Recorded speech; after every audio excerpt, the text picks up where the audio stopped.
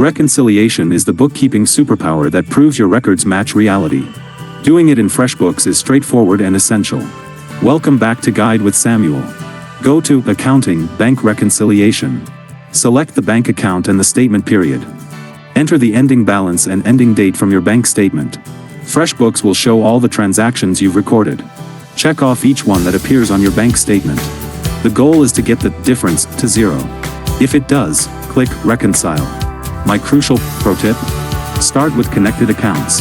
If you've connected your bank, many transactions will already be in FreshBooks, making reconciliation a much faster review process.